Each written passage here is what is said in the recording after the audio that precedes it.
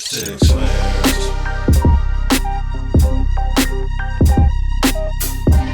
Yo, welcome to Six Slayers, the comic signature show, period. I'm Mike the Six Slayer, and I have royalty joining me today.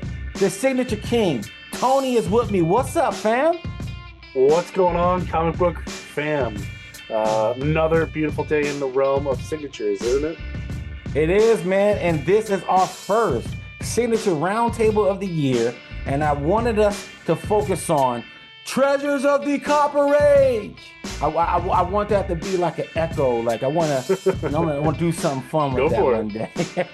But before we unleash our treasures, please like, subscribe, hit the notification bell, and please comment.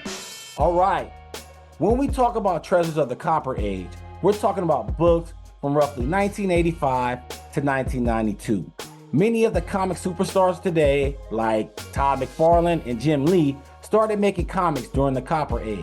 Today, I'm joined with the Signature King to show the importance of the Copper Age through the gloriousness of signatures, aka SIGs, aka the King's Blessings. We're selecting 3 Copper Age books apiece as highlights of this wonderful time period in comics. Tony, my man, the King, why is the Copper Age such a significant time period in comics? Oh man, there's a lot of answers to that question, but I would say for sure it laid a solid foundation, especially for a lot of these artists and writers, and even characters and storylines to be revitalized after the comic level popped. So you'll see some of them have been made into movies now, big, huge movies.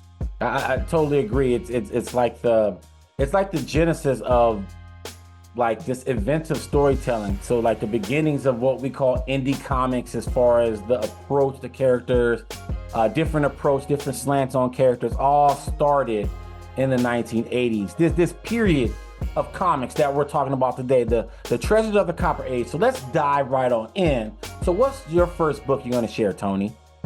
First pick, I have Suicide Squad #1 from 1987, signed by writer John Ostrander and cover artist Howard Chaykin. Both absolute legends in the industry. They've been around a long time, and they did the Suicide Squad together. One of my favorite team-ups of all time. And they found success on the silver screen, and they're continuing to see success. So, Suicide Squad, definitely easy pick for me, for sure. Definitely a jewel in my crown, so to speak. Very happy to have met both of them and get this book. Yeah, what's crazy about the Suicide Squad, I never thought that it would be popular. Even in the beginning with the Will Smith and Margot Robbie, I never thought that they would use that as a property to bring on the big screen. And James Gunn, I thought that his version of Suicide Squad, and then we got Peacemaker, I think it just cemented it as a good idea, from that point forward. So I really dig that you picked that, and getting John Ostrander on that and Howard Chaykin, that's pretty gangster. So I gotta admit that's a good one, man. That's a good one. I'm going with my first selection. I'm going with Batman 402, and that's signed by the legendary Jim Starlin. A lot of people credit him, and rightfully so, as the creator of Thanos, and Thanos is one of the greatest modern villains, right?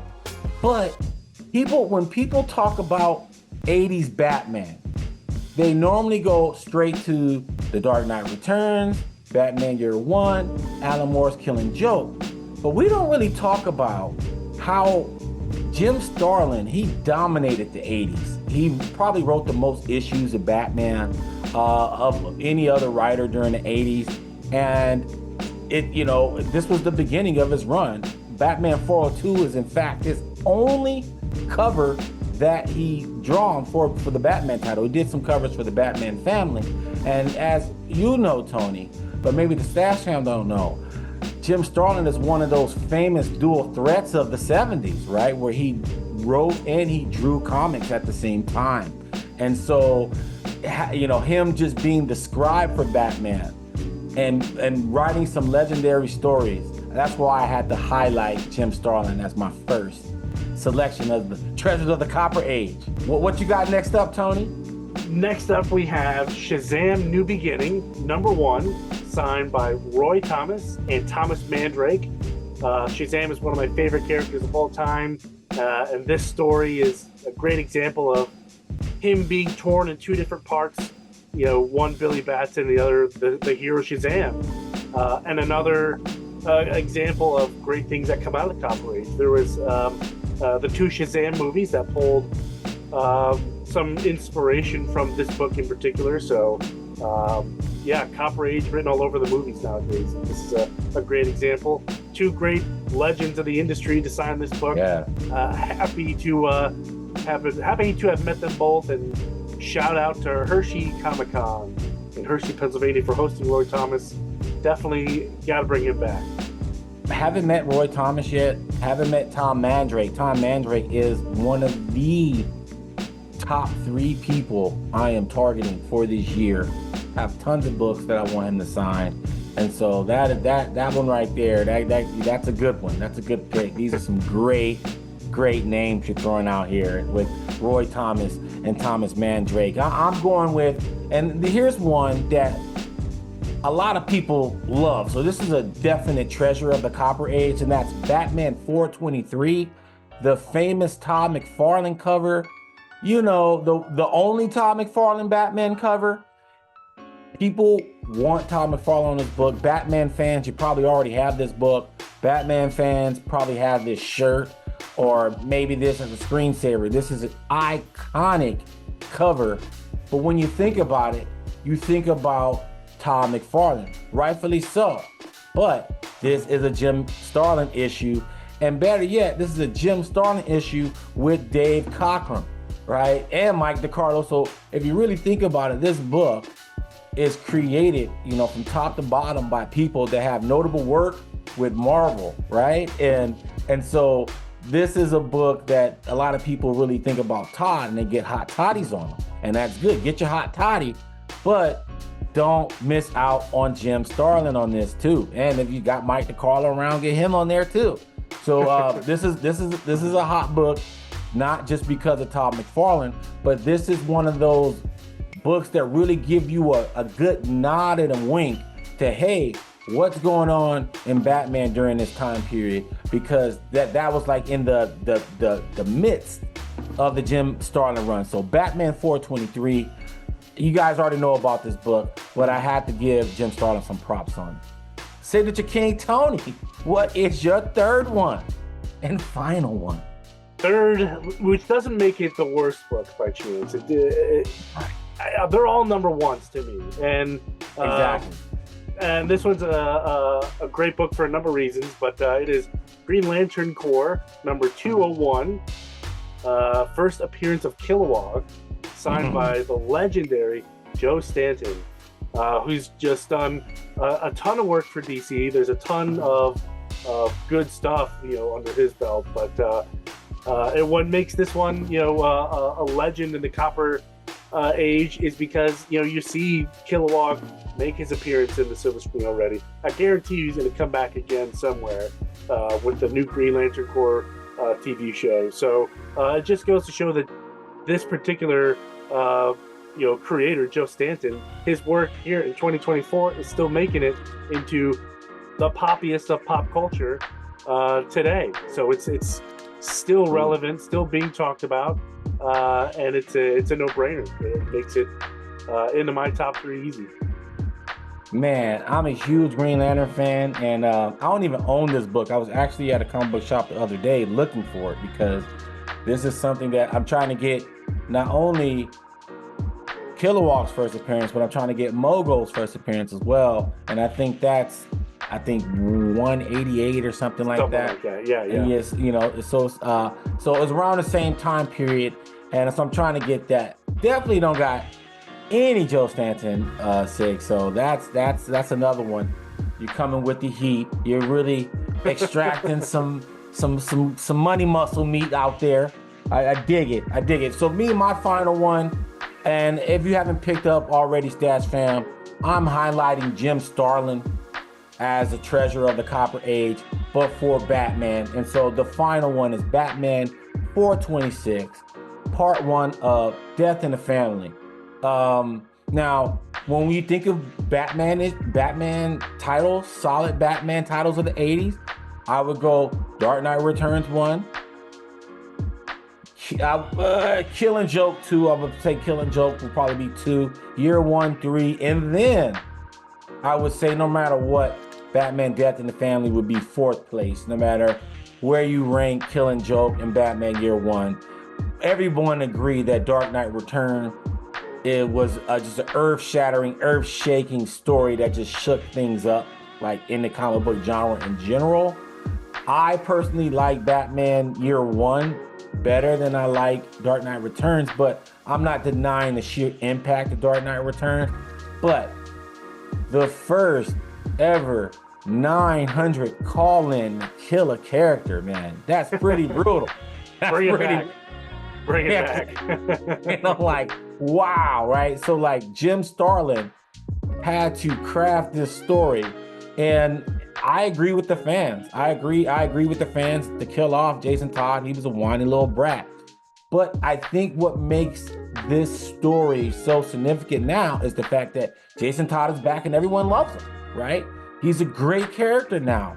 And so because he's great now, and because of how Judd Winnick brought him back, and how others that followed Judd Winnick and Jeff Loeb followed him and made Jason Todd such a likable character as the Red Hood, it only just shined a stronger light back on Jim Starlin's run in Batman Death in the Family. And so that death is even more significant, is even more key now. I mean, because I'll tell you, you could have got this book in the early 2000s, I would say 2010, even 2009 for cheap, because it wasn't as significant yet. And this is still post Under the Red Hood. It's what they did with New 52 and so on and so forth with the Red Hood as a character, that Red Hood and the Outlaws, that made the character such a fan hit, where it kind of forced even more significance, even beyond the 1/900 gimmick. And so now Batman Death in the Family is a landmark story arc regardless, and that's only because of the fact that Jason Todd is such a fan favorite character today. But Jim Starlin, this is toward the end of Jim Starlin. I think Jim Starlin did like maybe 1 or 2 issues after that story arc before he said, arrivederci to the Batman title. And so Death in the Family was pretty much his bread and butter story arc. That's what he's known for. But he did a slew of titles before that. And he, as a writer, not an artist, is pretty much held down the 80s. And so that's why he is my final pick for the Treasures of the Copper Age. So to recap all of these selections, Tony's first slot is Suicide Squad number 1, signed by John Ostrander and Howard Chaykin. Number 2, my first choice was Batman 402, signed by Jim Starlin. Number 3, Shazam New Beginnings, signed by the legendary Roy Thomas and Tom Mandrake. The 4th, Batman 423, super uber popular Todd McFarlane cover. 5, Green Lantern Corps 201. I'm super jelly of this one, man. The first appearance of Kilowog, signed by Kilowog's creator Joe Stanton. And finally, our 6th selection, Batman 426, part 1 of Death in the Family, signed by Jim Starlin and Mike Mignola. Your Grace, that was another great roundtable. Can you tell the Stats fam where they can find your content? Yeah, I'm on YouTube, Signature King. I got shorts that come out pretty much on the regular, and every once in a while I'll get the bug to make a real video, but usually when the algorithm tells me to. On Instagram, also the Signature King, where I'm active on both every day, even if I'm not posting, so I'm always lurking in the shadows of gotta keep the realm under control, so Gotta make your presence known. Definitely give them a follow, give them a subscribe. Our next roundtable, Tony, we're gonna do comic creator spotlight. So what does that mean? That means that you, my man, you're gonna think of a creator that you want to give some shine to, and it can be during any era of comics you want. Just it has to be related. The common denominator has to be featuring this creator and that creator six. So are you up for that? I will see what I can do, but I've already got a few in mind. So the hard part is narrowing it down. I knew it wouldn't be a problem, and I knew that would be the problem. Yes, it's easy and hard. Yeah. All right, man. So until next time, all right? Well, that's all for our show. If you like what you see, please subscribe and hit the like button. This is Six Layers. I'm Mike with the Signature King, Tony. We are out. Peace. 6 Layers.